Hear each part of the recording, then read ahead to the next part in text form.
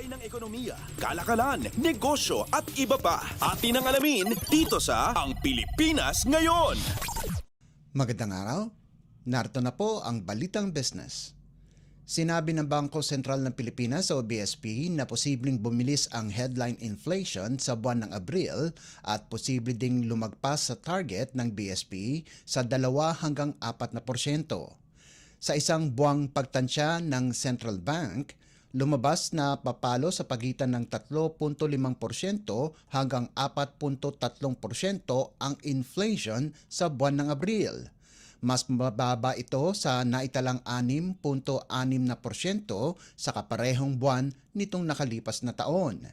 Ang mataas na pagtansya na porsyento ay lalagpas sa pagtaya ng BSP sa unang pagkakataon pagkalipas ng 4 na buwan.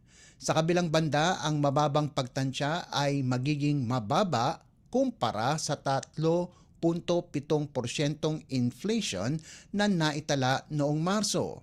Nakatakdang ilabas ng Philippine Statistics Authority o PSA ang datos sa April inflation itong darating na Mayo 7. Sa isang pahayag, sinabi ng BSP na ang patuloy na pagtaas ng presyo ng bigas at karne kasabay ng pag-akyat ng presyo ng gasolina at pagbaba ng halaga ng piso kontra dolyar ang mga pangunahing dahilan sa posibleng pagtaas ng inflation.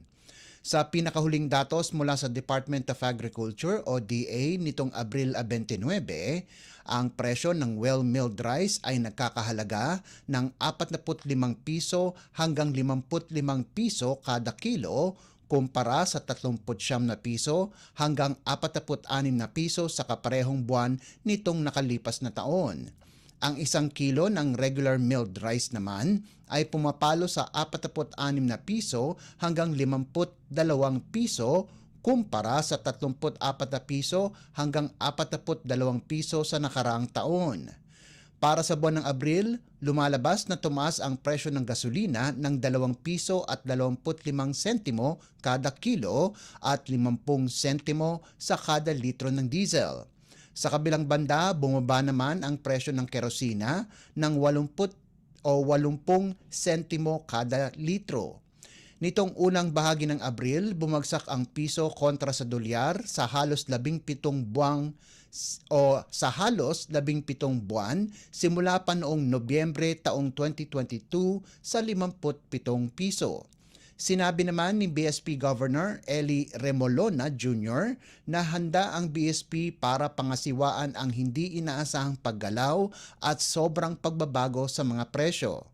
Ayon kay Remolona, ang pagbaba ng piso kontra dolyar ay dahil sa paglakas ng dolyar sa gitna ng sigalot sa Middle East. Lagay ng ekonomiya, kalakalan, negosyo at iba pa. Atin ang alamin dito sa Ang Pilipinas Ngayon. Inaasahan ng Pilipinas na magkakaroon ng unang bugso ng negosasyon para sa isang Comprehensive Economic Partnership Agreement sa United Arab Emirates o UAE sa susunod na linggo na may layuning matapos ang usapin sa loob ng taon. Sinabi ni Department of Trade and Industry o DTI Undersecretary Alan Gepti na ang unang bugso ng usapin ay magsisimula sa Mayo 6. Ayon kay Gepti, isang mahalagang usapin ang Free Trade Agreement o FTA sa pagitan ng Pilipinas at UAE dahil madaming Pilipinong profesional at may mga negosyo din sa UAE. Sinabi ni Gepti na sakop ng kasunduan ang market access, intellectual property, competition, digital trade at government procurement. Dagdag ni Gepti na ang negosasyon ay magsasalit-salitan sa UAE at sa Pilipinas na unang magsisimula sa Dubai. Ayon sa Tradeline Philippines, ang kabuang kalakalan sa pagitan ng Pilipinas at UAE ay tumaas ng lagpas 5% sa 1.9 bilyong dolyar nitong taong 2023.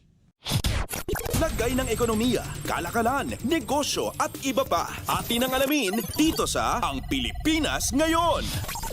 Sinabi ng Department of Agriculture o DA na ang mga inangkat na isda ay isinaayos para siguruhin na sapat ang supply kapag may mga palaisdaan na sarado para bigyan ng panahon ang mga iba't ibang klaseng isda na dumami at lumaki. Ayon kay Agriculture Assistant Secretary at Spokesperson Arnel de Mesa, mayroong preparasyon bago magsimula ang closed fishing season para malaman kung gaano kalaki ang kulang sa supply. Nitong nakarang linggo, inaprubahan ng DA ang pag-angkat ng 25,000 metriko tonelada ng pelagic fish para sa inaasahang 3 buwang pagsasara sa mga palaisdaan nito.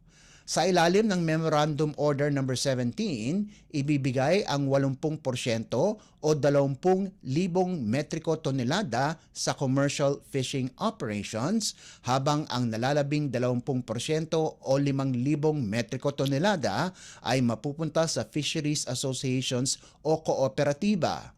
Sinabi ni De Mesa ang kinaganda ay nalalaman kaagad kung kailan magsasara ang mga palaisdaan kaya magagawan kaagad ito ng paraan.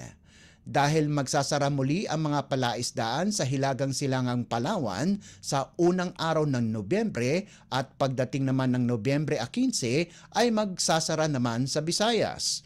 Ang pangingisda ng sardinas sa Hilagang Palawan ay ipinagbabawal mula Nobyembre 1 hanggang Enero 31 habang ang tawilis at makrel ay bawal hulihin sa Visayan Sea mula Nobyembre 15 hanggang Pebrero 15.